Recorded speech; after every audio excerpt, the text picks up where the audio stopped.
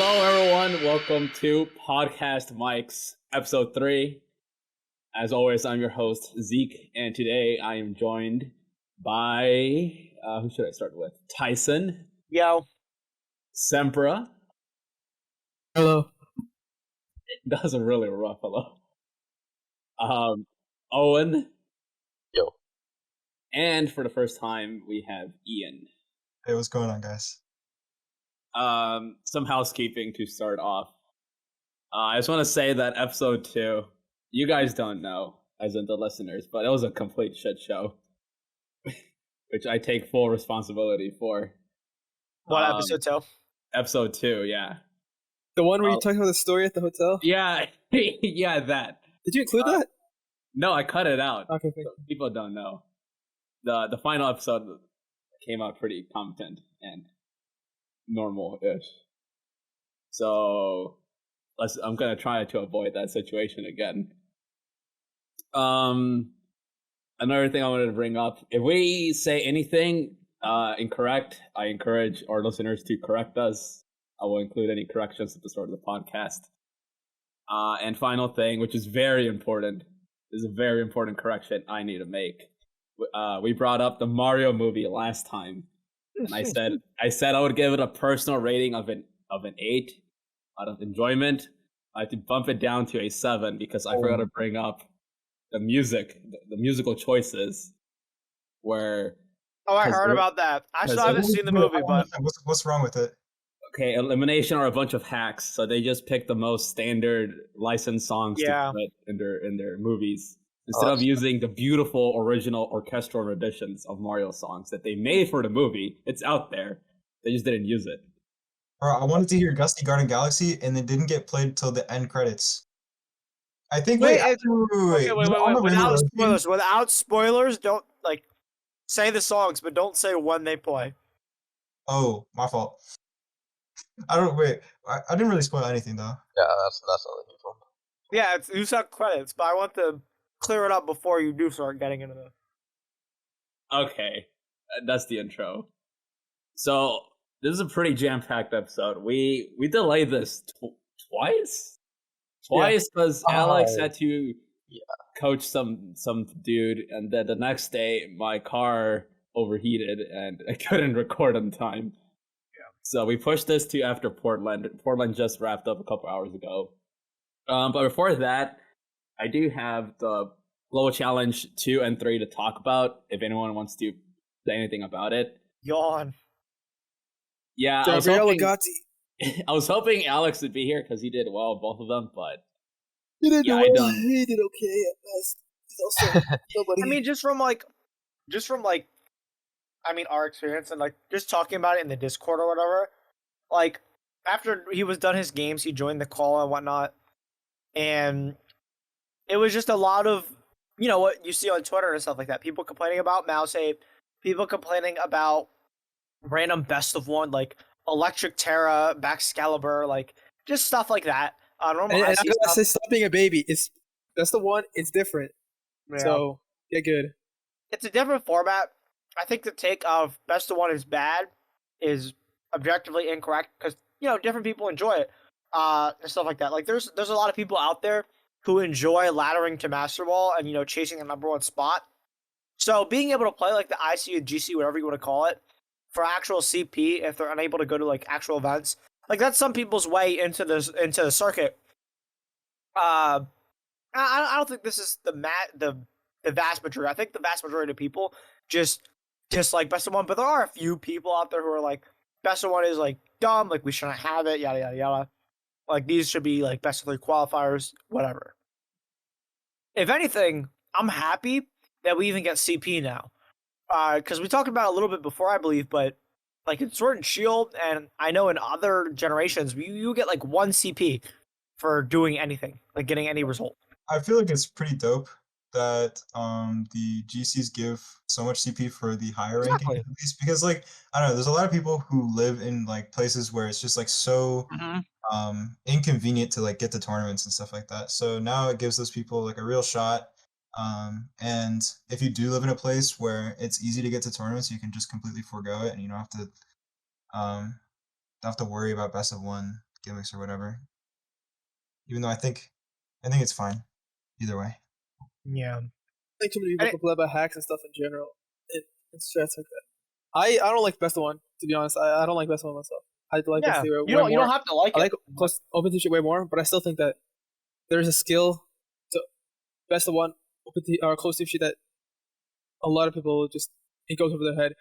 It's like that's where I was going with that too. Like it's a whole different skill set, but you shouldn't be. the good players are still performing. It's not like Right. like people who have been notoriously good at VGC are still placing well. It's not like Agati won the second IC. and he did really good at the next one too, right? Well, they just ended technically because we're recording on Sunday. I think he did well. I think I saw somewhere he did. That's the word on the street. We don't know yet. If he won again, like Agati's just built different, I guess. I don't think he won it. That'd be kind of crazy if he won again, but he did really well. I think I would be surprised if he tried hard and actually did good. That's the point. Bad for the Asian players though, like because their invite depends on it. That's unfair. So I was talking to a Korean VGC player just today, and like I'm pretty sure it kind of depends on if they're invited to like the tournament that leads up to them getting a Worlds invite, which I feel pretty bad about.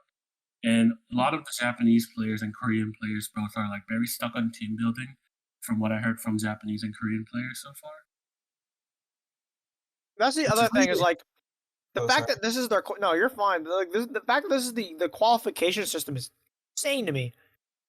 Can somebody clarify? Like, I'm not like super familiar with how the whole system works. I know at least for Japanese players, they have to use this to qualify for Japan Nats, right? So there's one or two more steps in between. So they use this. So this is what Gio said. So if I get this incorrect, correct me. But I'm pretty sure this tournament, the top X number of players, whatever number that is, are the winners from those. The Japanese players and the Asian players from this are put into another best of one bracket to where they play another ladder tournament. And then I think the top 64 of those get put into a double elim similar to the Players' Cup bracket. So it's a double elim best of one bracket, and then it's best of three finals. I think that's how that works. It's super, super scuffed. And do you know like what rating about would get you to at least advance one stage? That I don't know because I barely know the US ones, and especially since we don't know. 1750 plus usually. Okay, that's not like super. 17 plus. 1750 plus.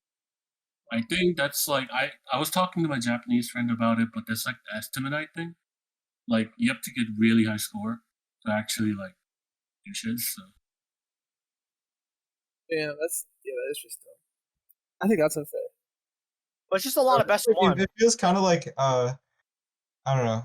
It feels kind of like so wrong that they finally got a Worlds where it's like not $1 billion to go, and like 3 people to get to go to Worlds from that. Yeah, region. right. It's a huge slap in the face. I feel like That's the term that I was looking for. I was like blanking on it just now. I mean, at least more players get to go to Worlds compared to a few years ago, which is like better, I guess, but it's still not helping them. in terms of CP bar, yes, but in terms of location, Yokohama is not easy to get to. I think anyone looking at playing round trips and things like that, no, it's not cheap at all. Couple bands at least. Depends where they're flying from. And the unfortunate part, this is as a US player coping, but the unfortunate part is that we have to book this months in advance so that we're not paying millions of trillions of dollars to go to Japan. And you don't even know if you qualify yet. So you have to be either pretty much dead set on pushing and grinding for an invite, know you're going as a spectator, or just saying, screw it, we ball, and getting your stuff early. Yeah, I've been talking with my RRL friends about booking for Japan, and it's kind of awkward because I'm only about halfway at an invite. So I'm telling them, I'm on track to get the invite. Don't worry, guys. Let's start planning this out. Yeah, not to shade anyone, but I saw someone in the TL with like 30 CP trying to book Japan, and I was like, what? Are you But some that- people, that's what I was saying. That's the second option. People who just want to go as a spectator. I mean, like that's fair. If they're but- booking, if they know, like, there's people that are like, I'm going to try to qualify, but I'm going to Japan regardless. Like, I know a couple people who are in this scenario. I mean, I guess it makes sense that people people just like traveling aspect more than competitive aspect of it. Some of them, at least. By the way, Brian, you joined after we started recording. After I introduced everyone. Oh, well, my bad. Hello, listeners. This is Brian. He decided to join. Hello. I used to go for 7 Poke, but I am very washed up now. My opinions, That's actually Kai. He's actually the best Pokemon player ever in the my world. opinions do not matter. He won Worlds as a senior in 2017. He felt that now. No, I debuted Worlds in 2016, but that was like Yeah, no, it's fine, Brian. I guess if Varun joins, it's gonna be 7 people. We're already breaking the 5 people max rule at episode 3. We are Make it balancing. We're figuring it arbitrarily out. after I will episode say this every time. It says it's 100 episodes to figure it out. I said it first. I said that first. Yeah, but he said it second, so he said it. That's how it works, right? Okay. I mean, I feel bad for skipping on my birthday, so I kind of said, why not? It's fine. Anything else about whatever we're talking about before? So something I actually talked to the like Korean and Japanese players are that they are very struggling with team building so far. So that's been kind of on my mind for a while because like I feel like a lot of people just stick to standard cores and standard teams instead of like really specific or quirky teams these days on the IC. I feel like the format's centralizing a decent bit because people don't know what the hell they want to use. Yeah, right now it feels very centralized. Yeah, a lot of pretty much like Fluttermane, Chi, Palafin, Among Us stuff. I guess does it feel centralized because if you guys didn't see, Palafin didn't make top 12 of Top Gun, which is like in the future this might be like normal, but that's crazy. For the fact that to be fair, you have to consider the fact there's like I know everyone's counter Palafin, right? That's the point though, right? Like that's how a meta cycle goes. Like Palafin kind of was everywhere, and it was so frustrating because it's like, how do we beat Palafin? And now everyone's running like Orthworm won a regional in wherever the other regional was. Yeah. So Orthworm won there, and Orthworm is a notorious balance counter, and now Palafin doesn't even score top 12 in the NA regional. So ratings. I feel like that is just the cycle of metas. Like Palafin was just everywhere first couple weeks, and now everyone is rolling up with Palafin counters. Like even Joe X9's team, his team does beat Palafin pretty handily, right? It's very hard for Palafin to do anything in the sun. It's very hard for them to score any damage on Pokemon that are constantly switching out or being put to sleep, right? Like it's just a very Palafin farming team, right? Like that's what's doing well now. Well, it's like people finally figured out how to beat the Dolphin for once, instead of letting it win. Right, like that's this also happened in Series 2, though, right? Like, yeah, I was gonna say like in general, but like it's you kind of touched on it, but like that's not to discredit balance players at all. For example, at Fort Wayne, I used like very early on balance. I played 45 Mice, who was kind of one of the pioneers of like Joe's team. Him and Santino built that team, and he brought it. He day 2'd with it. I beat him. I was a little lucky, but like it's very winnable. And there was another balance team, I think, in top 8. Like just because there are counters, balance is still going to exist. The players who do just play it better, I guess it will always still exist. Yeah, balance will exist, but I just think Palafin is kind of. You remember Series 2? Series 2 was also Palafin.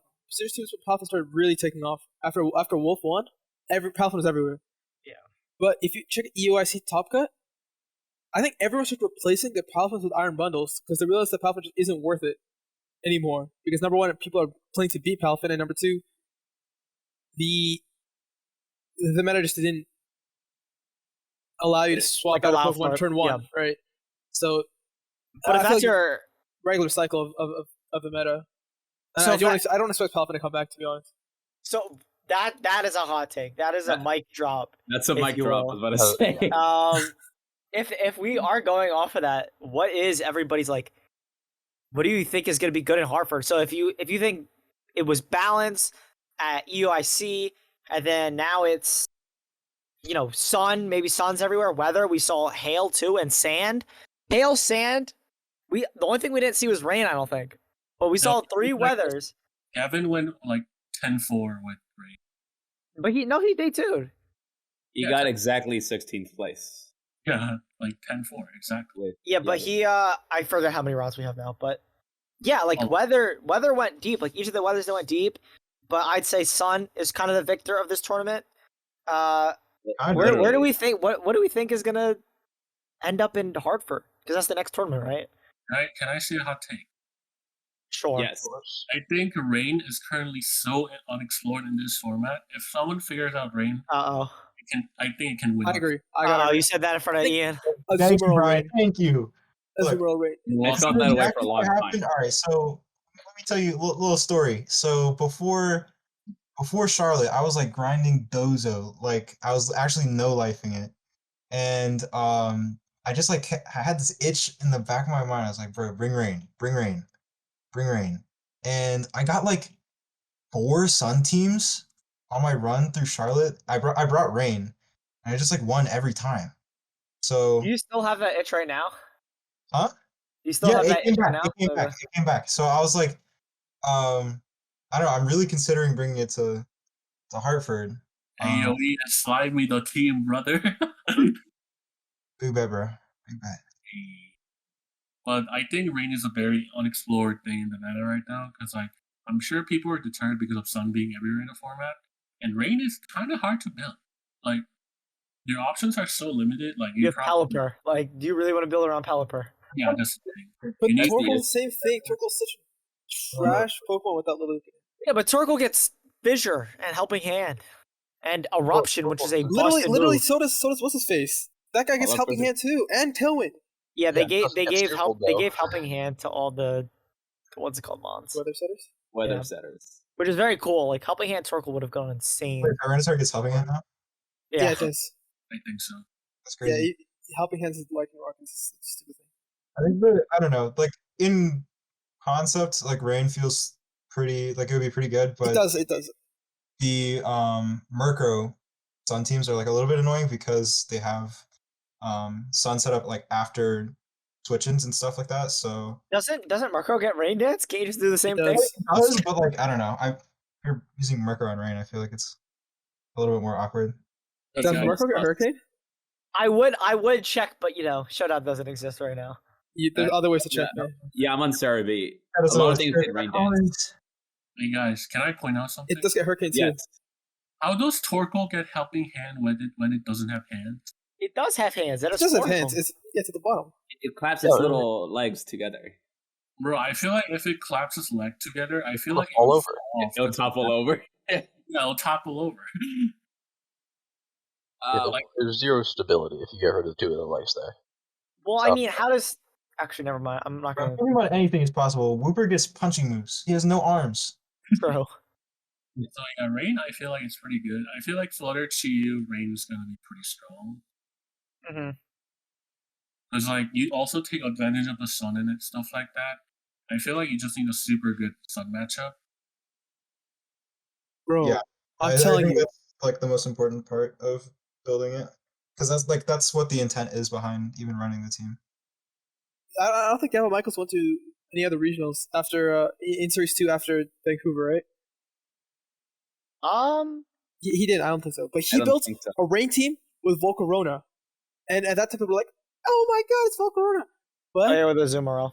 But now you on rain is a very standard thing. So if you do the same thing Gavin did with Azumarill, I think Azumarill could be the GOAT, because everyone's like Azumarill should be good, right? In theory, just like how everyone said Annihilape should be good, but then Paul Bruce is the only one who actually took that. Yeah, well, that's the problem. Azumarill is not that good. But I think Azumarill wants to do too much. But you know what has over Pelvin? You don't gotta swap it out turn 1, and I feel like that's what too many people are trying to do with Rain. Congratulations, you read Michael's team report.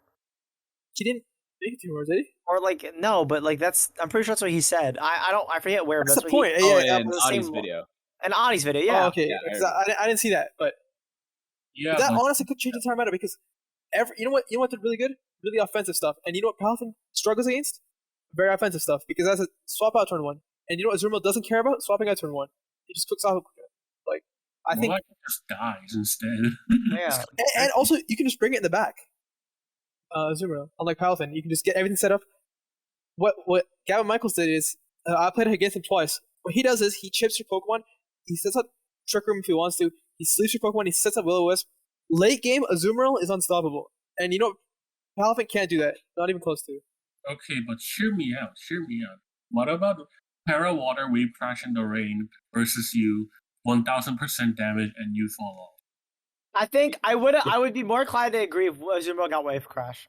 Yeah, honestly. Like I genuinely think because of the 20 BP that you get 60 base power priority water stab move on Palafin.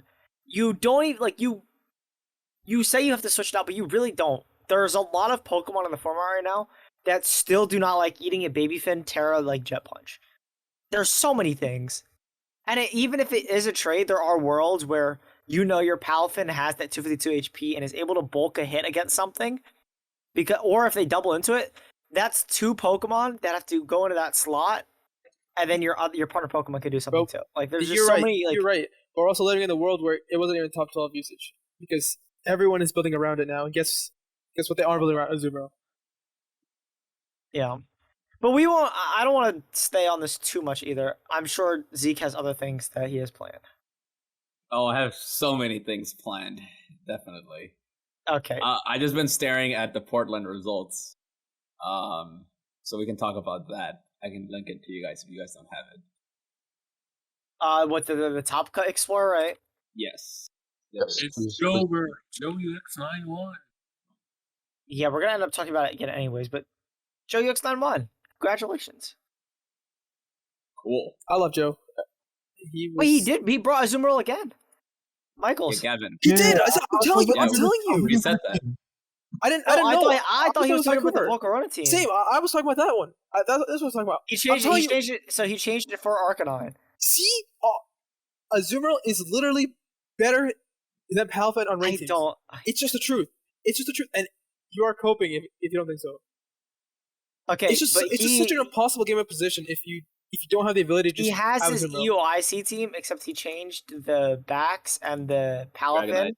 and the Dragonite for Arcanine and Fluttermane. So he gave it. He has your normal Arcanine, Amoonguss, Fluttermane stuff. He changed the water type out for Azumarill, threw Pelipper and Hansel there. See that makes sense, and I think This is a standard rain team. I think that's one of the highest placing. is the Rain- highest placing. He is the highest placing rain team. Does anybody want to click the link on his team? Because there is a Trick Room Fluttermane on this, bro. See, that's literally. Yeah, I did not even see That's that. literally his Vancouver team. He had Trick Room Mimikyu on that as well. Oh, he realized Mimikyu is probably the worst fairy ghost type. It kind of stinks. Right now, at least. That thing doesn't even kill if you have like. I don't know. I think Gavin is literally on the right track. I don't even know Gavin ran this, and I'm telling you, it is the best way of going about it. I feel like you're a little bit biased right there. Just saying. Another Maybe. Flamingo sneaked in. we could talk about that those are getting second again, dodging another win. Like I feel like Dozo always gets there and then just never finishes. Is This Luca has the only only happened one other player to have won with Dozo Yes. this season? Yes. That's funny. They deserve it. I hate those. But like this is like there's been no extreme changes. Like I guess the biggest thing on this team is that it's Sash Chiyu. But even then that's like it's kind of normal. Whoa. Sashi was the normal part of the team. Exactly. Like this is Is it AV these are Glim? such a yeah, it's AV Glim. Like this is Bandit? normal stuff. No, it's not Bandit. It's Bundle, Chiyu, Flutter, Glim, Dozo, Tatsu. Okay, it's a little bit different. It's still like the same 6-8 Same Pokemon. six. Like this is the best version of the team, I do think though, over the Nope. Dragonite stuff. No, because over the Dragonite stuff, what this team has is it has a Chiyu and Fluttermane, and we didn't really get to see it on stream because I don't think it called for it. But there are worlds, like I always talk about this, but there's worlds where you don't even bring down Dozo, or you play solo Dozo, and you don't even have to switch to the Tatsu, and you can have boards where you have a Chiyu and a Tatsugiri on the field, and you're just like you have 5 special attackers on this team. The same way that some teams take advantage of the Chien Pao stuff, this team takes advantage of the Chiyu, has 5 special attackers, and then 1 Dandozo. Like, it just takes advantage of Chiyu. Because Chiyu's, in my opinion, probably the best Ruin right now. That's actually funny. I didn't realize that. It is 5 special attackers. There are so many teams because of balance is 5 physical attackers and then the Yeah, because, exactly. This is the reverse. And That's I cool. think this works out really, really well because, again, I think Chiyu is the best Ruin right now. Even into Rain, which you guys are swearing on the Bible by. I was saying before Series 3 started that Rain had good potential. I stand by that. I mean, is that a hot take though? Rain was really good in Series 1, won a Nat in Series 2, and then boom, you come out with a hot take that's good in Series 3? I don't think that was a hot take. Oh, this team is fire. Which team?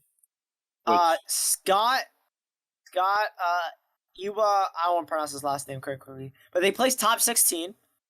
Scott 11-3 with Oh, Solo him. Armor Rouge, Fissure Sub, Lefties Tinglu, Fissure Sub, Hex Fluttermane with like Solo Armor Rouge with Psy Shock Heatwave Will-O-Wisp Chukro.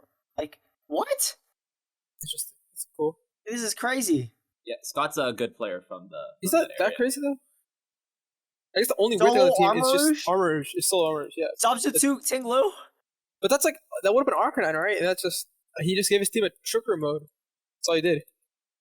He has a Wisp. Bro, that team is literally status everything and spam Hex to win the game. That's valid.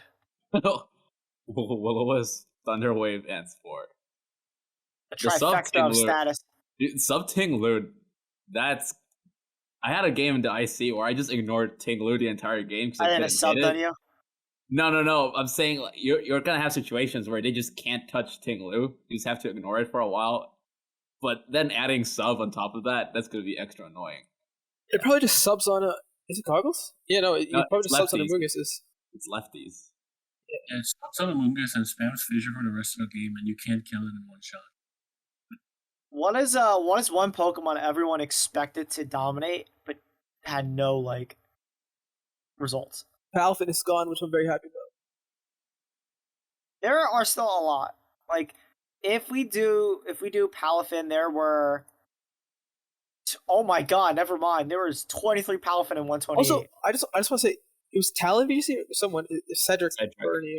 With Aqua Jet Palafin because he had a team sheet error and he still placed top 9. What? Yeah. Wait. How many Actually- Palafins do you guys think were in day 2? Don't look. 7. 15. Ian, Brian. I already heard what you said, so is that the actual number? What you just said? 20.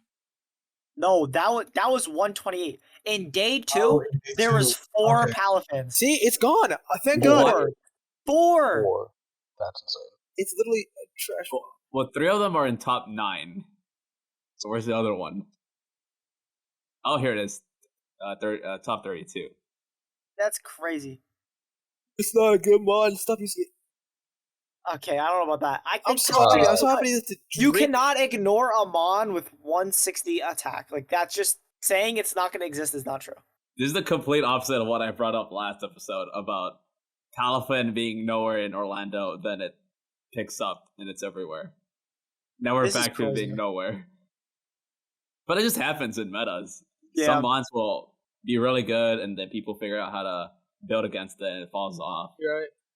Like I thought Come back to NEIC and Talafin's gonna be everywhere again. No, Or Worlds.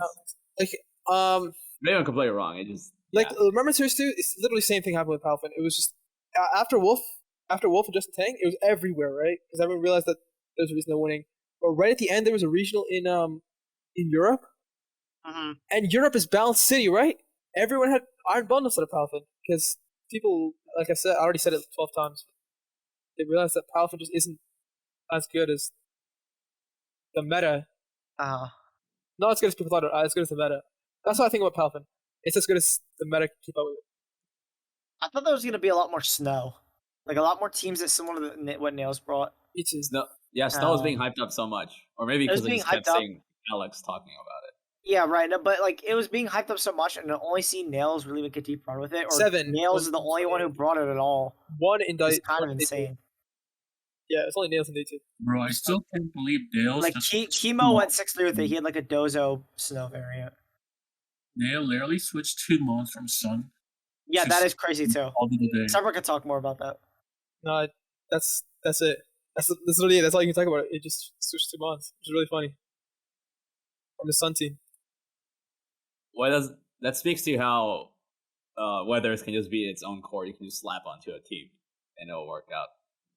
Like how people just add T-Tar, Like, and Rock to their teams. It's like, oh, there's a mode. Here's my team. I feel like weather such as like rain is not as versatile as sun and snow, so it's very hard to build. Because like you kind of centralize your team around it. Which I feel like is the biggest issue we have when it comes to building rain. Because when I was building for San Diego for rain, and I was like, man, this thing sucks. What do I do? Like I need like 50 Vigilian Mon to actually support Pelipper. Wow. Yeah. Yeah, However, is just not that great. Can It we sets bring up rain. Can we bring back Polytoad, please? Like seriously? Yes. Yes. Yes, please. I would love to. What made Polytoad stuff. good, by the way? I feel like I've never seen one Polytoad was good. Pure water is Aerosol, just a it's better bulky. defensive type. It's very bulky. It's not weak to like. It's not 4 times with the electric. It also gets supporting moves like Encore, Perish Song, and stuff like that. Yeah. So if you wipe out 2 months with Palafin, you can just Perish Song and immediately win the game. That's cool. Actually, Also, cool. he's a cute Froggo. He's a friend. Like I he has love he has 90 HP, 75 defense, and 100 speed F. Like that's pretty good for a setter. Like Arcanine, Fluttermane, Polytoad, Gaunt is already a good ass Parish core. You add Palafin and something else, and you just build a team like that, and you win. You just predicted Wolf's next regional winning Yeah, team. right. Pretty much. It actually comes out. That's funny. I'd probably run that if I could. Like Polytoad, Fluttermane, Arcanine, Gaunt, Palafin, just those 6. One of the things that I can appreciate about Pelipper though is that it makes you a little bit less weak to Amoonguss. At least like during some of my tournament runs using Rain, like Pelipper's flying damage actually made a pretty big difference to be able to force Terras or just get knockouts. Where Polytoad would just be like sitting there like blank face emoji in front of Amoonguss. You can run offensive Polytoad still. It won 2014 US Nats. So Scarf Polytoad. Scarf was cool. What was it, like Hydro Pump? Yeah. What moves does it even get? Triple water move. It's just water moves. No. Ice Beam and I don't know, Terra Blast. It gets more supporting moves than offensive. Yeah. It's nothing crazy offensively. Any other weird teams you guys want to talk about? I'm trying to scroll down. Nothing too high up. Yeah, there's nothing too quirky this time around. There's a couple of Scream Tails here and there. Like there's a Scizor that's a little interesting, but nothing crazy. Not the craziest. Oh, the top 16. Okay, that's pretty good actually. Like there's Yeah, always Big gonna be Whip that Cut. one weird team that. Bro, I don't know. I was checking stream yesterday and I saw Palafin team with Halucha with Ndidi and I was Oh like, yeah, I Oh, see yeah, that. It that has a team. Sandy Shocks there. I skipped over it because I don't even know what to make of it. Like this team makes How did close they do to 0 tenths to me. Like I do not understand a lot of the choices like Where I don't did you play? but How they do day 2? whoever you are, congrats on day 2ing, but I kind of need an explanation on of everything. on everything about it pretty much. Like, bruh, good job, but my brain is rolling and it's not rolling enough to make sense. What is Bro, I flying can't first? find this team. What did it Okay, play? it's Peter Chen. Peter Chen. Oh, Oh wait, this is the Peter oh, Chen also used this is the Palafin that made it to. It's one of the 4 Palafins, right? there's the other pal. That is crazy to think about. I totally played against this in Showdown. Eject pack. It's eject pack. Oh, Yeah, Oh, it's what? a jetpack. Oh, that's Why great. are you flying press on Halucha? It's a way to wait. Actually, that doesn't make any sense with acrobatics. Now I'm really confused. Yeah, I don't know who you are, Peter Chan, but I hope you can explain this to me because I am so lost right now. What does flying crash even do? What is it? Wait, what does what do? It's like it's like a flying move and a fighting move It's together. a flying and a fighting move combined. But the problem is you have acrobatics right there. So if you know they're gonna switch in, you might as well just click acrobatics anyways. Like I get it. There are times where you want to click into I don't know something like a Ting Lu maybe, and they rage powder or they I don't know they switch in Amoongus for that slot, and you get your super effective damage. But you could just click acrobatics and read that. I mean, even then, Like close combat, I think just gets more kills. He has Swords Dance, right? So maybe I get it. Maybe there's some you don't need to run close combat because you have like a Qian Pao. I guess low kick and HJK too, doesn't it? I would never run high jump kick, but Yeah, just run TC. you run CC or you run low kick. But Bro. I guess with Qian Pao, you have an excuse that you don't need to take -1/-1. But Halucha has 0 defenses anyways, so like. Well, you do have the thingy to give it more defense. Psychic Seed. I can run low kick. but- Low kick's pretty good. I don't know. Just run CC. Good job on day 2. I don't think any of us understand this team. Dude, Halucha's just one of those mons you face in Ranbats where it activates Unburden, then it sets up SD, and then it just sweeps your whole team. That's Halucha to me. That's Not the whatever other this is. team. There's the Which? what's it called team? The Driftbloom team that uses Unburden. Oh yeah, that Ryan and Ian have been running. Yeah. Yeah, and that has just been pure like sand. Bro, Ryan's a local, actually. I better not face this whenever. That's so funny. Oh my god, this team. I'm going through Twitter to look for teams as well. And I found the Revel Room team. Zach Emerez. Bro, that shit was crazy. It makes sense. Like, I actually get that more than the Halucha. Because it's clear amulet, overcoat. So you're not getting intimidated by balance stuff. It's also water terror, right? So you're resisting Palafin, you're resisting Fluttermane, you have your clear amulet. This thing gets shift gear, which if anyone doesn't know is +2 speed, +1 attack, which is really, really good. It just has bad distribution. And then you have like Ironhead Poison Jab to farm balance. Like, it makes sense. Is it good? We found on stream, not so much, but like, I get it. I get that more than the Halucha. Yeah, if you want to go X3, X4, you can use Road Room. I get it. Oh, this is also cool. What? I keep switching between topics, but they there was for context, there was a PC, which is a premier challenge for all the people who didn't day 2 Portland. Oh yeah, who won that? Moxie Boosted won, but a mutual of a lot of us in this Zap got second. podcast, Zap got second. I was going to ask him how he did. Both with very interesting teams. Everyone knows Moxie to use that like stall stuff, but Zap had a Sojourner. Both of these had Gyarados though. Who has Sojourner? Oh, what are they? Zap. He goes by it's Grant Laird. Oh, I thought you meant like Juicius. Sorry. No, he didn't do too hot at Portland, unfortunately. I think he went 5-4 this time, unfortunately. Yeah. But I mean, like, to his credit, he day 2 3 times in a row with Sojourner and changed one month. Those 3 times? He day 2 3 times in a row. He has 180. He has 180 CP, all from Sojourner, and he changed one Pokemon each time. Dang, okay. I thought it was only twice. I didn't know he had gone day 2 another. No, it's the power of the Vev. Yeah. He's crazy. Don't forget the Bev. That's my guy, though. But I don't want to be the only one to talk. How do you get Pokemon cards for cheap? Which cards? Booster boxes. You do not get them for cheap. No. That's the funny part. They inflated in price over the pandemic. How do you inflate? Not literally. Okay, all right. Like so the price. This is the I economics. didn't think they inflated. Dummy, I meant if someone sells something for $20, how can the price go up? More people want it. There are not that many inflated boxes. the price. Pokemon inflated the price. No. No. People Well, technically, they haven't increased the price of booster packs. Right, Yes. exactly. It's because in general, inflation of everything else. So when a lot of people want something, something, Shut supply and up. demand. I know what When a inflation lot is. of, Are you sure you know what it is, Sam? Yes, I know what inflation is. Okay, what is it? Describe it right now. Bro, it's Things not go up in economic. price because everything goes down. Thank you. There you go. Okay. Sure.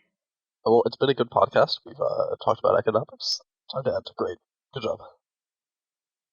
Any more topics you got, Zeke? I do. Are we No, done with no, no. Pokemon? I I think don't we really are have done with anything to say. Pokemon. I think we Done with talked about the GC. We talked about Portland. Kinda. Can we Uh, talk talk about today? Azumarill versus Elephant. Y'all know the best Pokemon game went down? Pokemon Showdown. what? Oh yeah, Showdown is down. Oh yeah, I mentioned it in passing, but yeah, Showdown is down for You the know how many fourth Well- times during this conversation that like, okay, you guys mentioned an idea. I'm like, dude, let me go start building this, and I get out the Showdown's down for a minute. I was like, oh my god. Yeah. Yeah, all you freaks that play Showdown all day, you can finally do something else. You can look at the sun outside. Go I talk did fast, I did Susie. that today. Alright, Okay, I think we're done with Pokemon. we're done with Pokemon. I have my first non-VGC topic. So as podcast host, it's kind of my job to look up topics and be informed and all that. But within the past 2 weeks, I've been on a Twitter break. I just have not been using Twitter for a couple of reasons. One of them, the site is just worse. It's just shit now since Musk took over. Boo. And I could very easily pivot this into why I do not like Elon Musk, but I'm not gonna do that. But Bro, I was gonna What? check your likes to get you a gotcha that you actually did use it, but No, I I- wish I never checked your likes. Oh, Well, okay, yeah, my most recent. Okay, we're not gonna talk about that. No, I was gonna get to that though. That I've been on a Twitter break, but I have been logging in a couple of times just to quickly retweet art and whatever. But within the past 2 days, I have been on it again to keep up with Portland regionals and shit like that. But my topic is one of the podcasts I listen to. A topic they bring up a lot is how people just spend way too much time on social media. And for a couple months now, I deleted Facebook off my phone. I deleted Reddit. I only check Facebook. You like, were once a using week. Facebook? Bro, you're a Redditor? No fucking way. That's Yeah, crazy. This is telling more about you than anything else. Grandpa. Okay, I only use Reddit Please for tell me Reddit, like the Facebook. mobile game I play and for art. It was nothing crazy. But yeah, I wanted to say, like, have you guys ever thought about, taking a social media break? Is this something, you Yeah. guys use a lot of social media, or how do you feel about this? I was telling Alex back in Orlando, I was like, please delete TikTok off your phone. Like, it's a garbage app, and he listened. Alex has TikTok? He had TikTok. He had it downloaded. Why am Still I have not, it. no, why am I not surprised? It's Alex. I don't know. TikTok's Like, funny sometimes though. I feel pretty strongly about this. Like, I'm really trying to use social media less.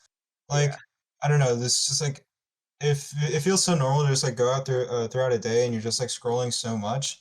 And like, I don't know. One week I just checked my usage statistics, which is something that most phones. Yeah, your phone Why shows for you you? that. And it was like 10 hours, and I'm like, there's no way that I'm spending this much time every day. Like, I'm not awake for 24 hours, so I'm using like almost half my day just like looking at my phone. And I don't know, it's just like I want to be doing more with my time that isn't Yeah, it sneaks up on you how much you're on these apps. Before I just deleted Twitter for like the 10th time within the past couple of months on my phone, I put a little timer like under parental controls. It's like, okay, 30 minutes max per day on Twitter. That's all I'm giving myself. yeah, that's good. I think that especially for people who like had technology growing up, or like I got a phone at like a relatively young age. It just like becomes so easy for that to become a normal part of your day, and you just like don't realize how much stuff you're missing. Yeah, that's especially relevant for younger people nowadays. They grow up with an iPad in hand, with a phone or whatever. And it's like They're kind of just scary used to it. because sorry, I didn't mean to cut you off, but Yeah, no, continue. a lot of people, especially my age, like we're going to college now, and it's so easy to procrastinate when you have electronics and stuff, and that's something that you like really need to get a hold of, because when you go to college, like nothing's gonna wait for you. Like this past year kind of like kicked my butt a little bit because I was taking college courses, and I don't know, I just like procrastinated a lot, and I had a lot of late nights because I was on technology so much. So it's just like something that you really have to um get a grasp of, so and manage well, because like you really want to be able to take all the opportunities you can get while you're in school, since you're paying for it most likely.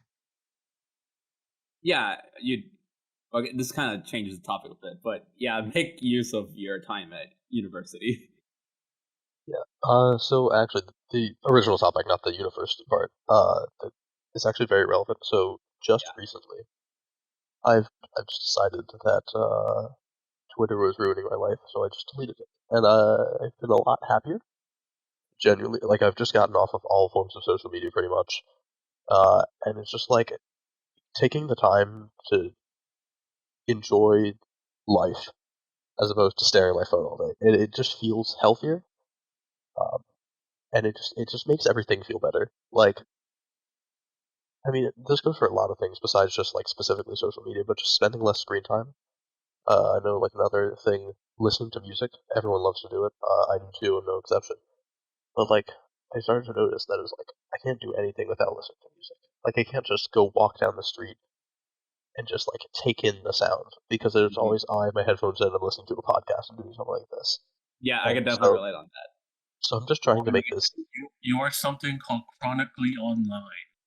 exactly, and I've been trying to fix that, and it's hard, especially nowadays because of how normalized it is to be online all the time, or constantly just like having media or like some sort of stimulus, right? You're constantly being stimulated. Yeah, Exactly.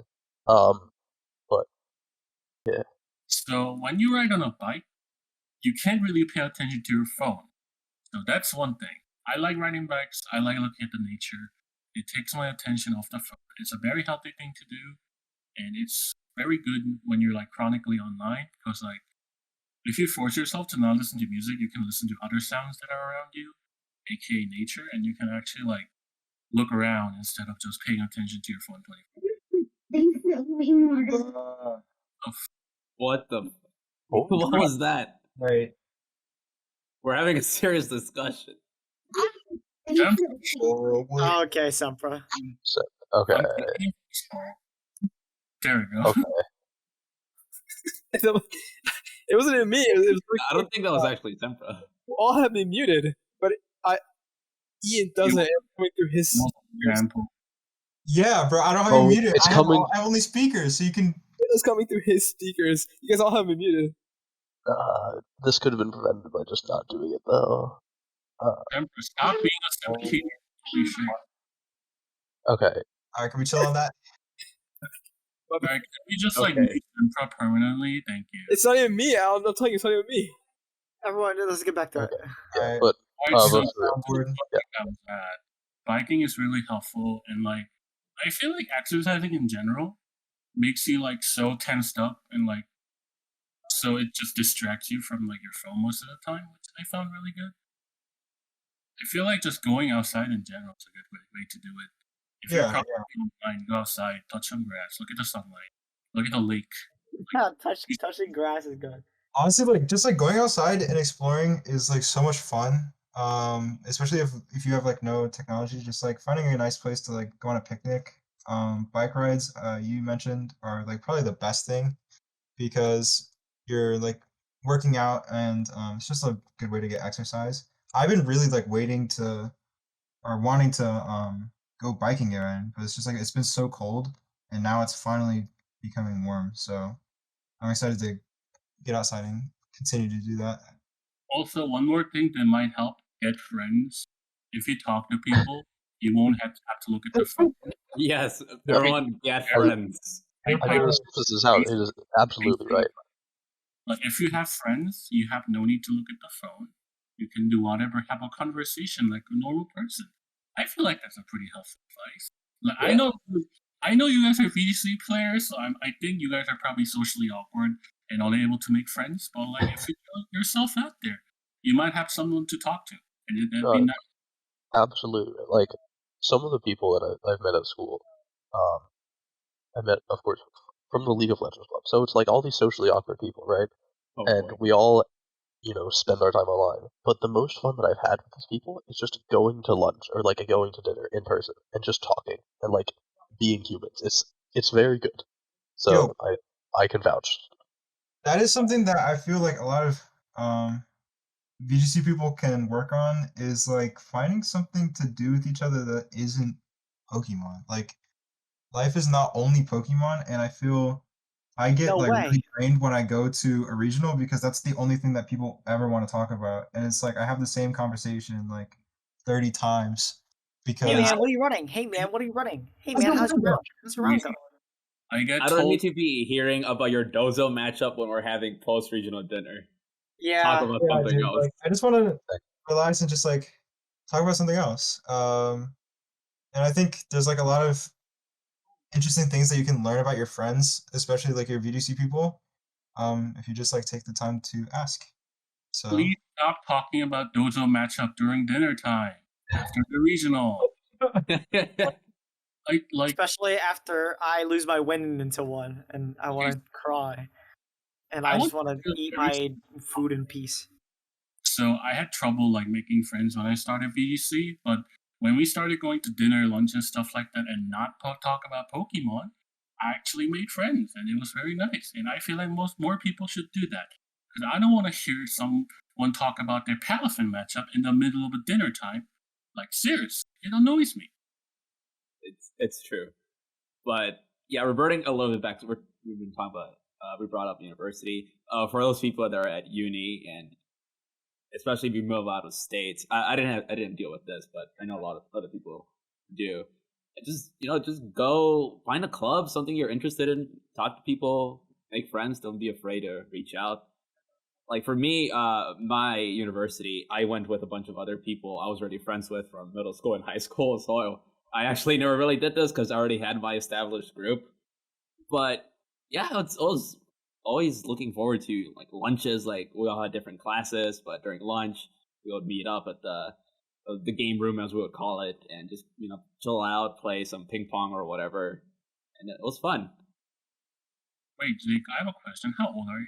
I'm 23. Wait, you're only 23, bro. You look like you're like 26 or 7. I've always been mistaken to be older. Bro, I thought you probably had like a career or some shit when I first met you. I was like, who is this whole ass adult in the room? When I was like No, with Alex and you at San Diego. no, I'm not that old. Alright, that clears up a lot of the questions. Alright, carry on. Yeah, but make friends. It's nice. It's not. We're not trying to say like, oh, don't be a fucking loser. Why do you have no friends? But it's. I remember seeing this thing a couple months ago about some poll. I don't know how much legitimacy it had, but it said that like 1 out of 4 or 5 adults they answered they don't have any friends, and that's sad. What a Any? loser, am I right? Any? Yeah, what they just said. Yeah, I have no friends. They probably just go to work, come back home, and that's it. And I mean, to be fair, for those with like actual jobs and stuff, it's very hard to make like actual friends at the job because everything's connected by money. And yeah, there's like some uneasiness about making friends with those actually at their job, which is kind of tragic, I think. yeah, it's a bit awkward there. It's just finding how do you meet new people when you're in that state. I think you go to a bar or something like that very late night. That's the cliche answer. Is I always go to a bar, but I not mean, everyone. what can you really do though? Yeah, that's tough. Ironically, this is where if someone, they're into video games, they could go to a tournament or whatever, which just leads back into Pokemon. It's like, oh, that's how I make friends. But But you can't really centralize your life on Pokemon because that's not a good thing to do. yeah, no, I agree. I'm just kind of like I said, like when you go to a club at uni to meet people with similar interests, that's how you make friends. So that's like the example I'm giving. It's just funny how it just cycled back to that. I feel like making friends at VGC events is like a temporary assurance that you're not alone and you actually have people to talk to. But it's better to have people like it's like actually interested in your life rather than just video games most of the time. But I think that's another part of like local communities, for example, as well. Like you meet a lot of people who are in the New Jersey, PA area, like, and even New York, like tri-state area is what I should have said. Like meeting a lot of those people, yes, you talk to them at events and stuff like that, but you could follow up with a lot of those people. And even if you say, "Hey, am I going to see you at the next local?" That's another like pathway to having another conversation. Like I've had so many long car ride conversations with Andrew in specific when we are road tripping to a lot of these places, just because there's 8 hours in the car and you have nothing else to talk about, and you don't want to talk about Pokemon the whole time, obviously. So you get to know a lot of people that way, and then you also, if you do have genuine want to make friends, other people who are also genuinely looking for that like human connection and aren't there just to play video games and click buttons, they'll talk to you and they'll get back to you. Like I think everyone here in this call is a good friend of mine, even if we don't know every single personal detail about each other. Like we can easily sit down when the podcast isn't rolling and talk about X, Y, and Z, and it'd be fine. And we have to a degree before. Hey Tyson, Yeah, chicken sandwich. yeah, like that. No, wait, hold on. Speaking of chicken sandwiches, I made a bet with Alex a long time ago. I think it has to be about a year and a half now, and he owes me a chicken sandwich. That's Like, crazy. And he still hasn't gotten it to me the past 2 events that both of us were at. So Well, now you Alex, have the yeah, receipts. buddy. This is the What was- call out post for Alex. What was the bet? Also bad. Yeah. Yeah. What? What was that? What was the bet for the sandwich? Oh, I'm sorry.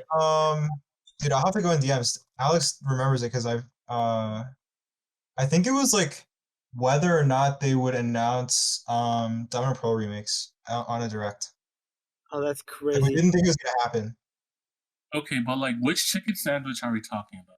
It doesn't matter. He said he was gonna make it, so Oh, he's gonna make it. Oh, Oh, special. Chef Alex. in the kitchen. Handcrafted by the Chef Azulite Alex. chicken sandwich from the Azulite Deli.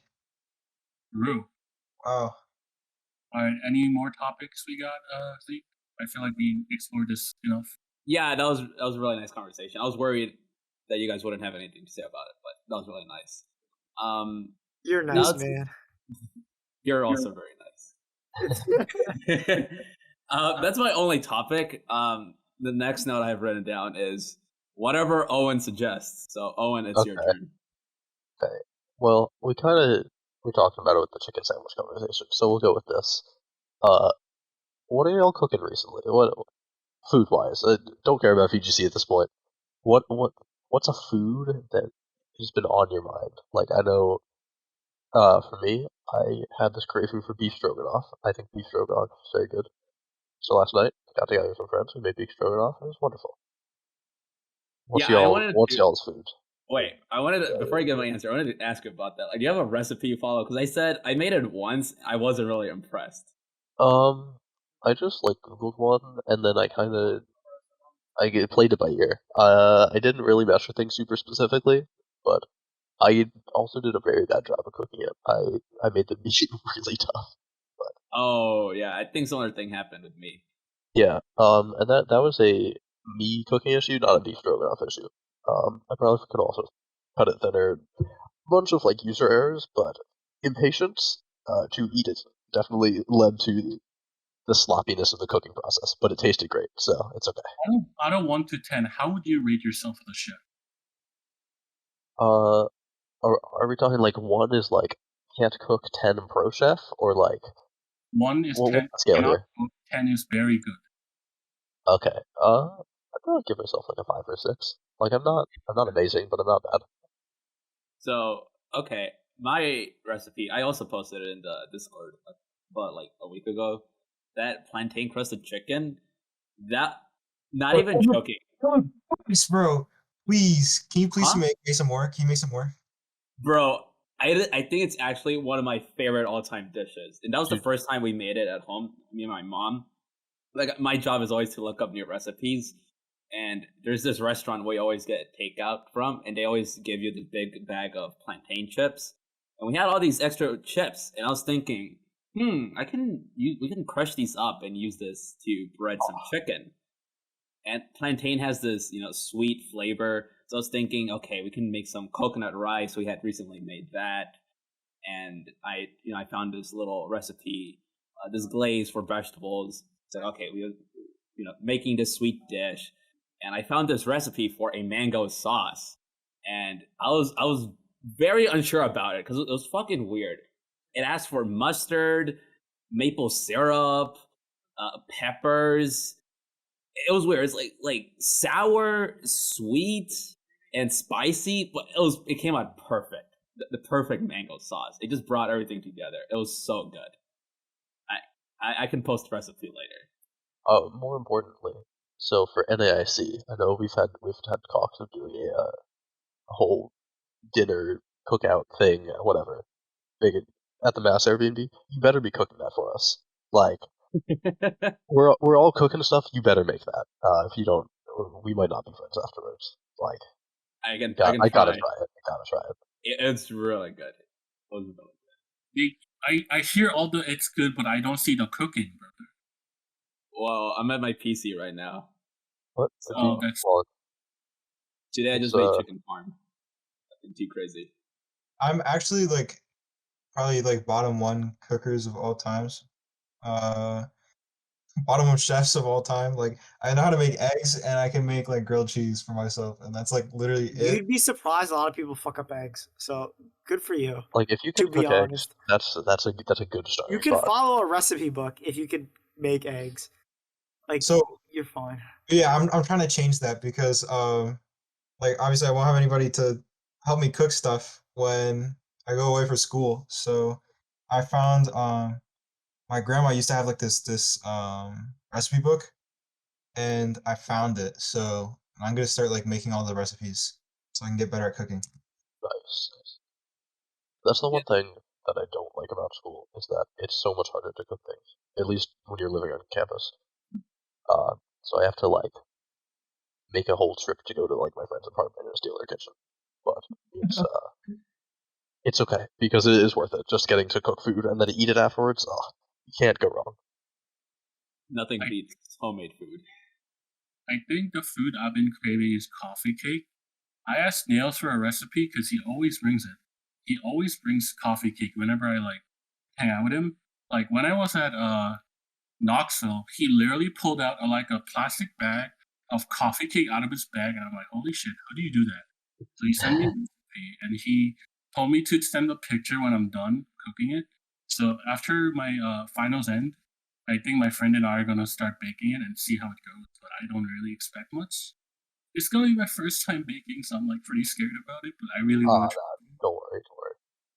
Baking is actually so much fun though. This is unrelated, but we should. One of the worst at. What Owen was kind of saying before, I kind of assumed it was going to happen, but also while we plan the Airbnb for NAIC, we should definitely plan a potluck. That sounds it's like a organized one. That sounds fire. Yeah, Brian. That was my input. When it comes to baking, I don't know. I'm very bad at it. Somehow it's the worst of my cooking disciplines, but trial and error is your friend. Yeah, I've never. Just keep trying it. My if it friend doesn't come out first time, it'll be fine the second time probably. My friend I'm cooking with, baking the stuff with, is very good at baking. So I'm hoping he's gonna help a lot, but I don't know. It'll be fine. Hopefully. Look, I'm a person that took at least 10 times to correctly fry an egg. I am bad at anything related to cooking. I am struggling here. Oh, you know what? This talk about baking in general just reminded me. I gotta make milk bread again soon. Oh, so good. Yo, I don't really. I never never baked, so I don't really have much input here. My mom makes this bread. What bread? We just call it quesadilla. It's just toss a bunch of cheese, like Oaxaca cheese or mozzarella. It's nothing too crazy. It's not too sweet. It's just very nice, pleasant, like a late night snack type of thing. Fair. Oh, and have you ever made banana bread before? Oh yes, so many times. I love banana bread. Oh, and please bake banana bread at the Airbnb. I would literally die for If you remind me, I will. it. I will buy you the recipe. I'll buy you the ingredients. I'll buy it with my own money. I am that serious. I fucking love it. Dude, I will gladly make you banana bread. Thank For you. sure. You just need I to will- remind me, because I I'm will gonna forget. Remind myself like every day until the day of Okay. Yeah, I'll bring a... Because, like, when Airbnbs have kitchens, they usually have, like, some pots and pans, but I feel like it's pretty uncommon that they'll have, like, a bread pan, so I'll bring one with me. No worries. In the Nats B&B channel, we're gonna have who's going and what each person is cooking to the potluck. Cannot wait. That'll genuinely be the best part of bats. Pokemon is great. Cooking, eating food, so much better. I will stand by that. This is the correct way to make friends. Don't talk about matchups. Actually do shit with Yeah, see how good your friends are in the kitchen.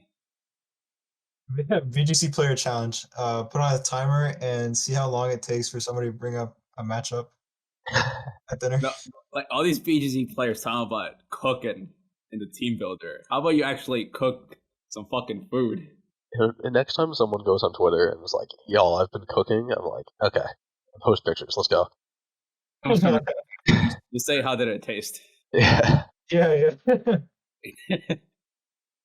I feel like Tyson would be a good cook.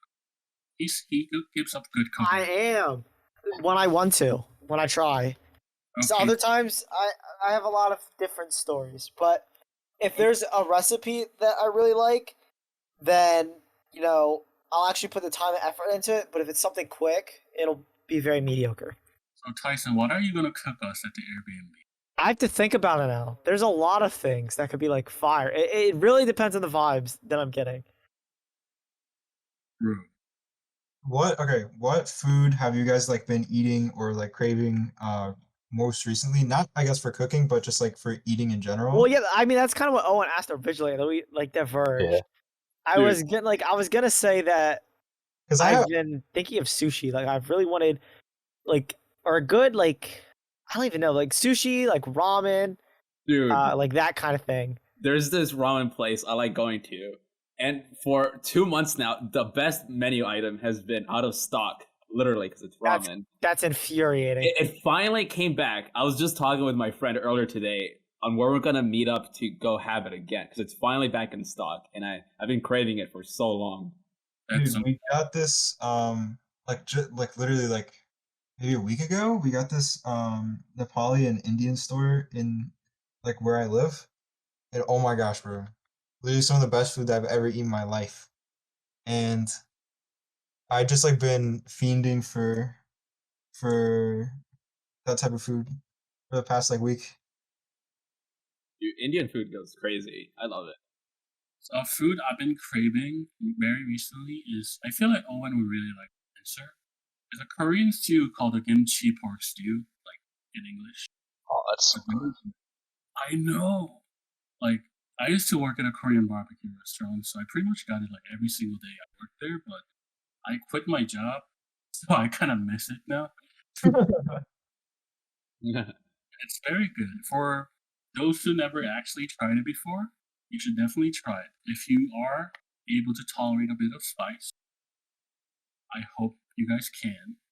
Oh, I definitely can. Like, dude, I will make it at the potluck. Genuinely, like, On it's God? so easy. Yeah. Okay, bet. Put me down for kimchi jjigae for sure. That's I got you.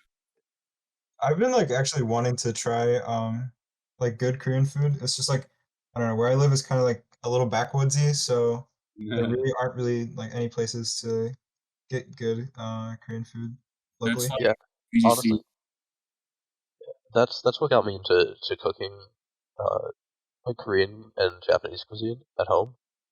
Is because my family, for those who haven't seen me, very very white. Okay, we are like the most Yeah. run of the mill Caucasian family. Okay, and so because of that, our taste in food is pretty generic. Nothing crazy. Like we don't have any like rich like cultural. Casserole. stuff like that. So no, we're not that bad, at least.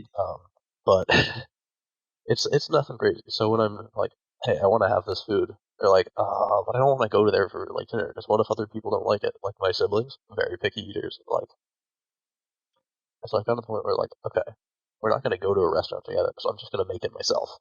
And it just goes on this food journey of like discovering foods and then slowly introducing the rest of the family to it. Oh, it's so much fun to see them like slowly open up to these different flavors. It's very cool. Oh, I have a question on that. Yeah. Have you considered being a foodie? Person who like reviews food and stuff? Yes, but also I want to make money, so I mean, YouTube, like food review channels earn a lot of money, man. that's true. That's true. Like cooking and like ever since COVID happened, like the cooking and like food review like channels have been exploding a lot. I would actually go crazy, like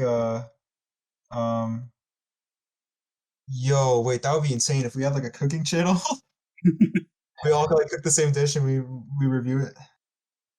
I cannot cook, so I'll be the judge. Dude, I bought this Pokemon recipe book, and one day I'm gonna make a video out of it for my own channel. That'd be hate. I'll go insane. Oh, when you said that your family is like the whitest white family or whatever. We're a pretty generic white family, yeah. And to add to that, you never sounded more like a white boy than when you said, "I don't listen to rap." Okay, no, Yeah. I mean, I don't think that's a white boy thing. That's a my taste in music is very White. no, it's not white. Like, It's just I've been playing like classical music my whole life, right? Yeah. So it's not that my culture determined that I don't listen to rap. It's that I just spent all my time like Rap is the best. playing classical There and is jazz only- and stuff. So That's the only good genre. it's Versus just what I jazz. listen to. okay, Owen, not gonna lie, when I first saw you for the first time ever, I was expecting some yeehaw kind of shit to come out of your mouth, bro. Yeah. My name is Owen. Owen Deep is South. not. Owen is not from the south. Like, Dude, if I I had know. an accent, I would. I know, but like when I first saw him, I was like, I wonder how he's gonna say shit. Like, that's crazy. I don't know. I've been branching out with my music taste recently. Like, I really have like a bunch of like everything on my playlists. Although rap is like really good. If you haven't listened to it, I know there's a lot of VGC players who like they haven't even heard like one rap song. Just give it a try. I think there might be some stuff that you might like, but I think there's a lot of like I don't know. I think there's a lot of good artists from like basically every genre. So I think it's good to expand your horizons. Yeah, I've always appreciated rap. It wasn't until I think last year or no, 2 years ago that I really got into listening the genre, and it was a good choice. I found some new favorite artists because of it. bruh. Well, what's going on? I'm So, probably. so I'm playing the sound effects. I'm not playing nothing. It's playing through fucking Ian's speaker, dude. We I don't can even know hear how- it. Yeah, you know, but because somebody I had to muted- play it to I go through the muted speaker. separate soundboard, bro. He keeps spamming it. I can see the green thing pop up when he spams it. Yeah, I'm seeing some emojis fly by on my screen. Oh, you can see that. That's me, bro. Yeah. I'm hitting the emoji button. Yes, you idiot. That's why we were able to pinpoint you, you idiot. Stop doing it. We're doing something serious here. See, look, Mr. Minorities. Says the emojis. So back to where you were saying, Zeke. I forgot. Yeah, so thanks to that, big Kendrick fan, big Let's go. big Kanye fan. As of late, You can't say that. he's been kind of weird. I That's know, crazy. well, very, That's crazy very that bad. you can say He's you're a really weird, Kanye bro. fan in public. His music. Jesus is my all-time favorite album. It is the perfect album for me. So yes, listen to You know what you sound like when you say that? You know What? the Buzz Lightyear meme where it's the aisle of them and it's the clones? Oh, what? 'Cause I'm a Kanye fan, No, when you say it's specifically your favorite album. dude. Jesus is not the fan favorite Kanye album. Well, Graduation is, but No, I'd say it's My Beautiful Dark Twisted Fantasy. Yeah. It's I don't know. I don't know. I know a lot of people who say like most of the tracks on this the album are like mid. It's pretty Which- mid. that is not the impression I've gotten from what I've seen online. Interesting. It's- Different Kanye opinions. Different The mic drop of the week. Yeah, I when all of that went down last year, I went a couple months without listening to Kanye. I just couldn't. My heart couldn't take it. Yeah. Yeah. I don't know. Actually, I'm here's not gonna a assume mic if drop. he's gonna profit off of it. So Here's a mic drop that Yandi is top 5 Kanye album. Never heard of it. It's not a mic drop. Do you even know what that is? It's like one of the older albums, right?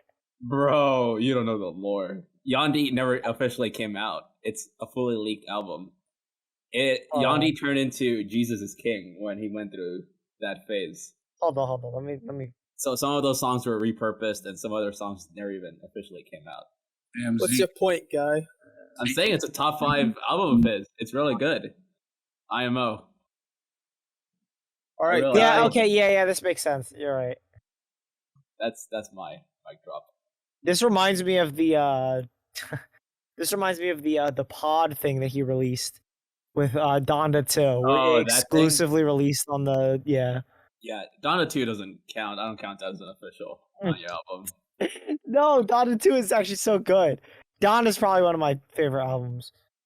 I also really like Donda. I think because it just is a really good like bow tie on kind of Kanye, I guess, arc, if that makes sense, from the death of his mother, like all the way to now, like just seeing how his music has changed, and how he's changed, We don't talk about and yeah, the spiral of Kanye West, kind of Yeah. insane. That part we can ignore. But it is very interesting to see, that progression through his discography.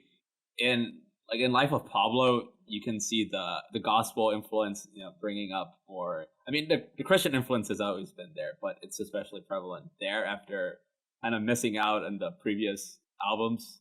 Jesus, Twisted Fantasy, Watch the Throne, if you want to count that, and it just keeps growing, especially once you reach Donda. Somebody that I've been listening to a lot of recently is I don't know how to pronounce the name. Nujabes. How do you say? Do you know? I have no idea.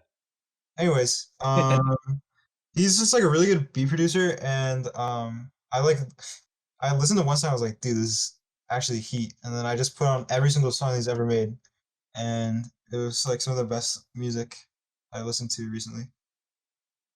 You have to look into that. I'm actually I listen to some rap, but I'm only familiar with a couple of artists that I just come back to because I'm more of an electronic music guy. That's my thing. That I can talk about. For everything else, I'm still a noob. You got to talk to Andrew about that then, if you like electronic. Oh yes, that's my bread and butter. I didn't know he listened to that. He listens to everything. Like, if you ever get into his car, you'll hear Taylor Swift, and then you'll hear like 100 Gex back to back. That is night and day. Yeah, it is very night and day in his car. I think I don't know. Growing up, I basically like only played video games and stuff like that. So that was like the music that I listened to. I like only listened to video game OST. So I made it like a goal of mine, or at least for the past like maybe 2 years, to just like start intentionally listening to other artists so I can familiarize myself, and it's been really good. There's a lot of really good music out there. Oh, dude, on that topic, video game music, especially nowadays, has become so much more mainstream. It's leaking into other genres, which is really cool. One thing that I highly recommend checking out, for those who aren't aware of it, is video game jazz music. It's so sick. Holy cow. I mean, there's a lot of, like, very good bands playing it, and, like, actually put together, like, jazz big bands and stuff, playing video game stuff. Yeah, really, really awesome. So, give that a listen. Oh, and did you know that Persona 5 invented jazz music? Isn't that crazy? Yeah, I hate that meme. Ever do it, bro? I Is there- kind of were distancing myself from OSTs because I kind of thought it cringe, but I played Devil May Cry 5 and my mind just completely changed. Yes. I don't think it's cringe at all to like video game music. There's some like really good tracks. The DMC5 soundtrack is so good. I was like pretty young, to be fair. Then I played DMC5, and I was like, holy shit, what the hell is this? Have you played the other DMC games? No, DMC5 is my favorite. Dude, okay. Oh my god. I played all of them except the reboot. I did not play that one yet. I love that franchise. 3 and 5 are two of my favorite all time favorite games. They're really good. 1, it has aged a bit, but has a style to it. I don't know if you'll be cool with it because okay. This is the DMC section now.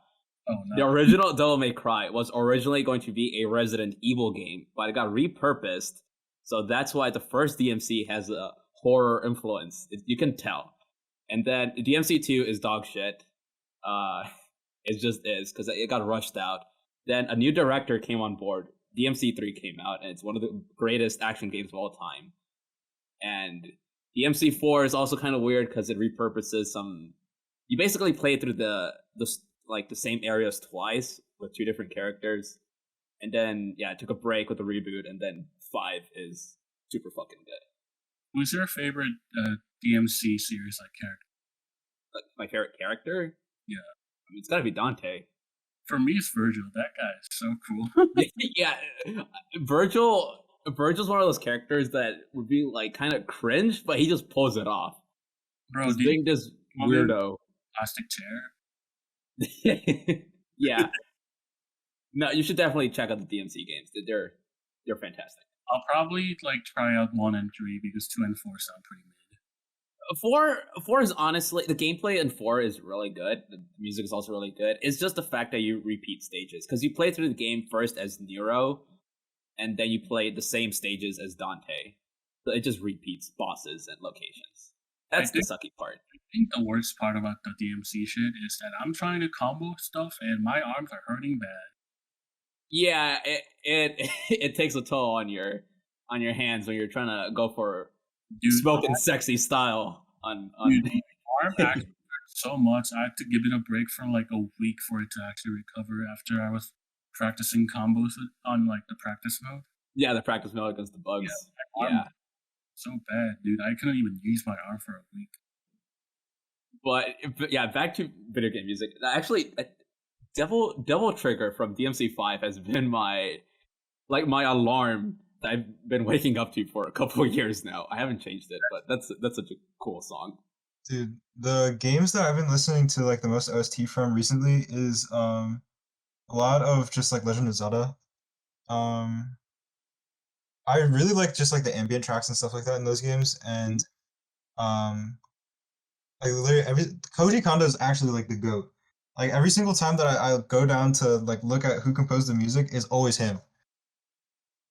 Every single track from Ocarina of Time and Majora's Mask, they're just bangers, dude. So yeah, the Ocarina of Time OST is an all-time classic. It makes me so excited for Tears of the Kingdom coming out. Just get another hopefully really polished Zelda game. It's gonna be good. Cannot wait. It's Can we talk about Metal Gear Rising though? I've only played a little bit of it. I've not played all of it. Bro, you have to. The music there is so good. Oh, I'm aware. That game has become a big meme in the past couple of years, just beyond the Metal Gear fan base. It's insane. I think DMC5 and Metal Gear Rising are definitely my favorite music when it comes to OSTs and stuff. What's the heavy rock influence? I guess we can call it that. It stands out from a lot of other games because there's so much more in your face about it with the music, right? I feel like that's accurate to say. I'd say that's compared to a Zelda game where with ambient tracks it's it's nice, but it's more of a background thing. You may not always notice it when it's playing. I feel like you notice the background music more when you play less combat or combo centric game, or more of a story involved game, I guess.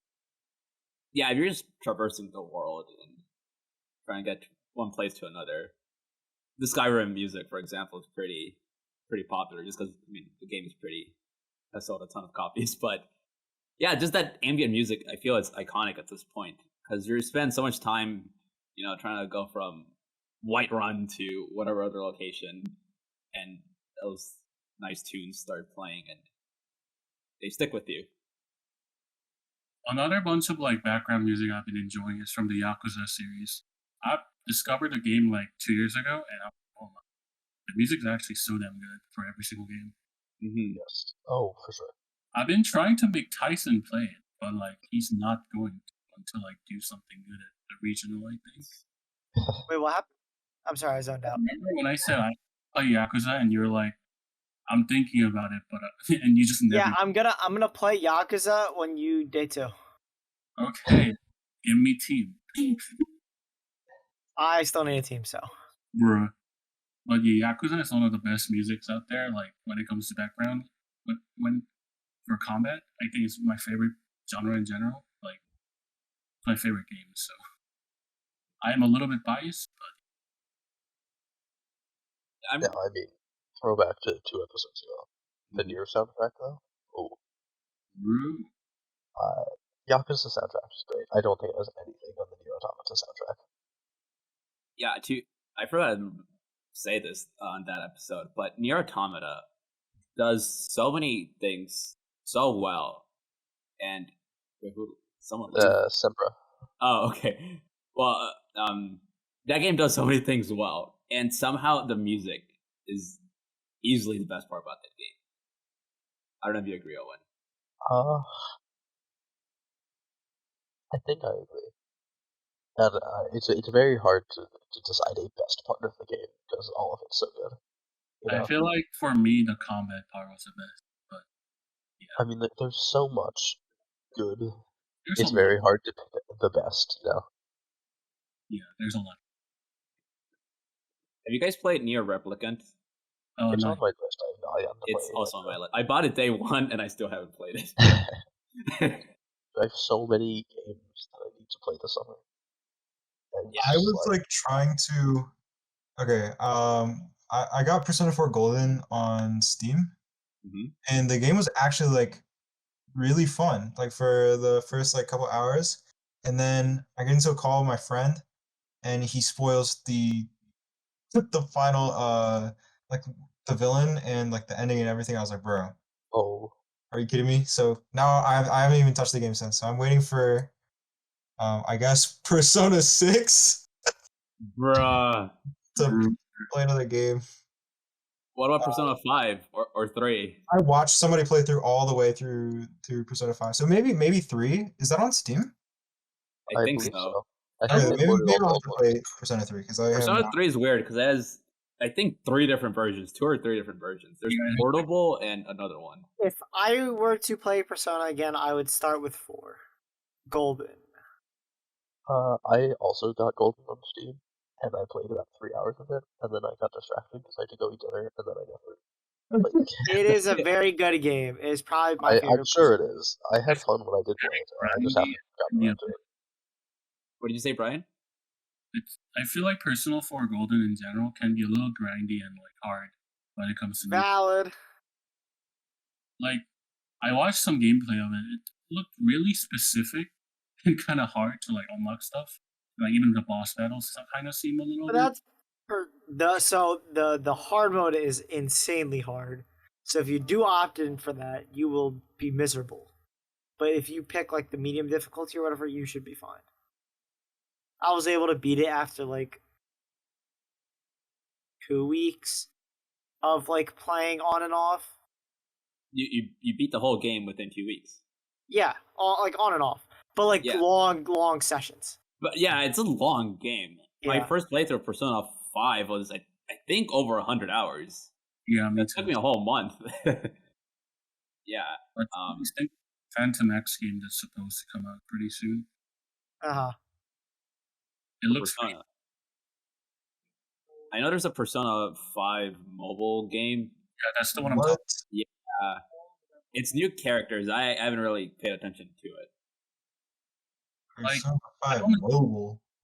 Well, it's adjacent to the Persona 5 mini series, if you can call it that, because it's all new characters. But I don't know. Again, I haven't paid attention to it, so I just know it's related to that game.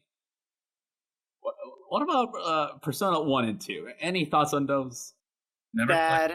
Bad. I never even. They're not really mentioned for a reason. They're like they laid the groundwork for the. I've heard games to Persona come. 2 has a really good story. Did you guys know Hitler's in that game? What? I did not know that. Hitler, I think, is the final boss. What? That's insane. No Hold on. way. It's wild.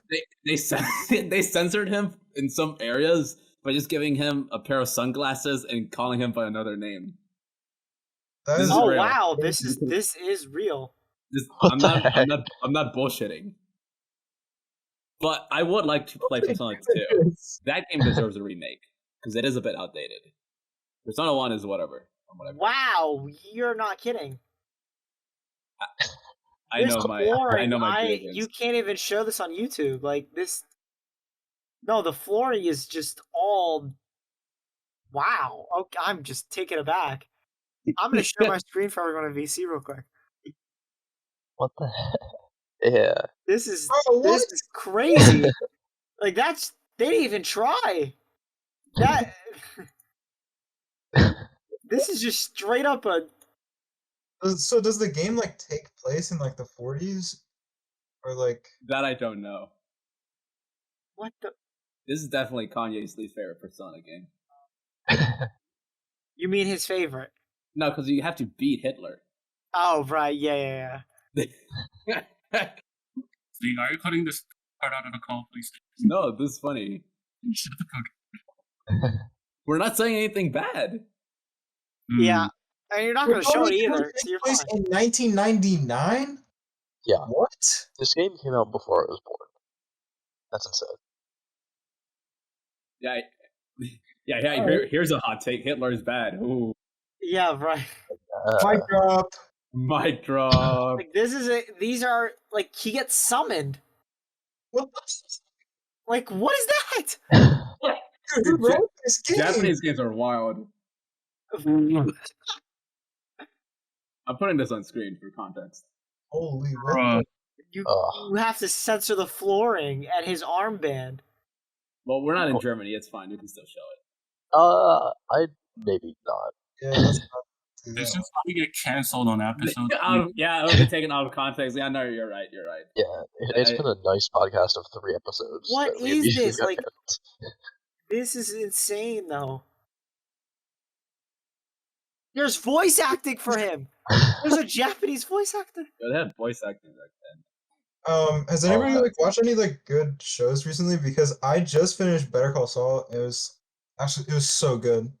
Oh, you know what? So I need did to find something else to. I'm sorry. I'm gonna be hung up on this for a good few minutes. I'm sorry for I'm one. still baffled. This is kind of common knowledge. If you're a video game nerd like I am. Ian. So there's the show that I watched. I don't know how good it accurately is, like on a rating system. I didn't look it up, but it was called The Night Agent. I watched it on Netflix, and it's just like a crime show or whatever. Yeah. There's murder and stuff, and it was fun. It was also pretty short. I think it was like 9 episodes, so good quick watch. I enjoyed it.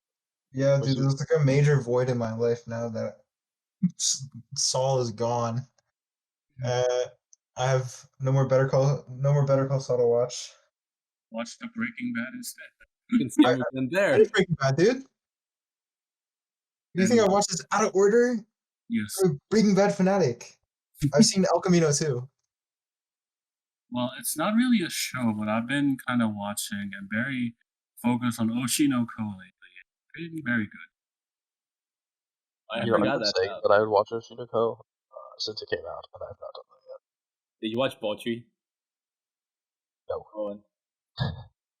You haven't? I also said I would watch that and did not. Yeah.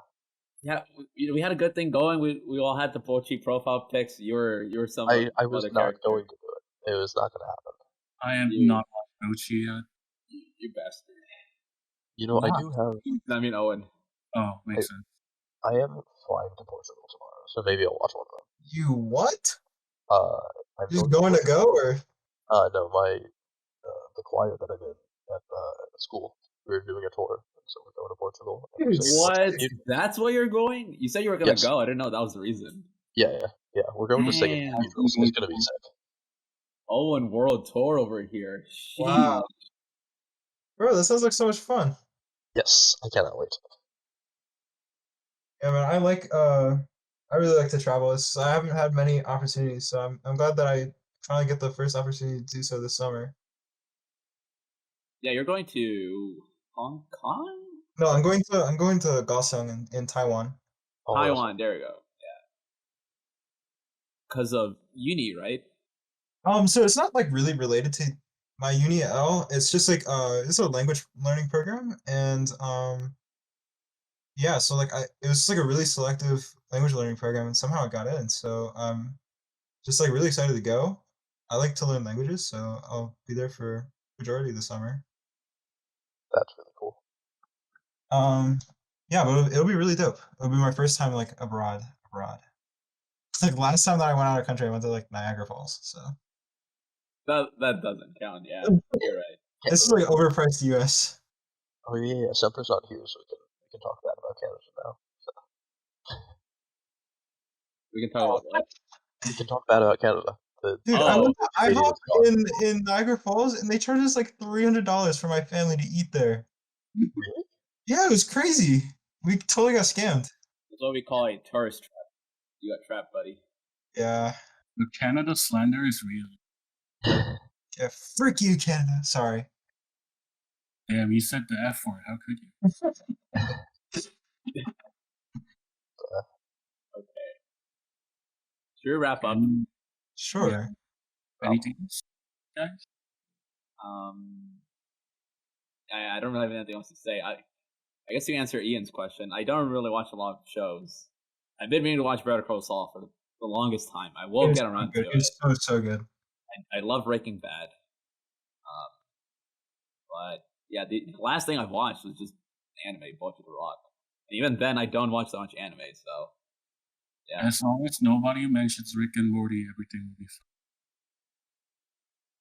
fine. I have not cared about Rick and Morty in forever. I watched season 2 when that was out. I watched a little bit of season 1, and then I just don't care. Thank you. But yeah, that's it. Any final thoughts? Be nice to people and sleep well at night. Yeah, sleep well.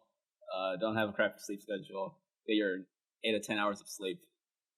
It's kind of funny because those people can't grind on Showdown anymore at like 5 a.m. in the morning. Dude, I was about to say, don't stay up grinding Showdown. I was right about to say. I mean, it's kind of like too late. It's kind of dead, Yeah. Go touch grass. Go make friends. And use this Sleep well. opportunity where Showdown is down to fix your schedule up. All right. Fix your life. If you have They're giving you the opportunity. You better take it. If you have sleeping issues, I recommend drinking tea. Tea is very good. What kind of tea? Green tea, like any kind of tea that's actually. I just take melatonin gummies. But green tea is pretty basic. It's very helpful. I recommend more people to drink it. It's helpful to drink it at night before you go to sleep. It helps people go to sleep. Lowers blood pressure. It helps with stress and dizziness, stuff like that. I recommend it to everyone. Well, I know VC players have high blood pressure. Yes, sir. Okay, well, I think that wraps it up. Thank you everyone for listening / watching. This was a good discussion. And yeah, have a good day. Peace.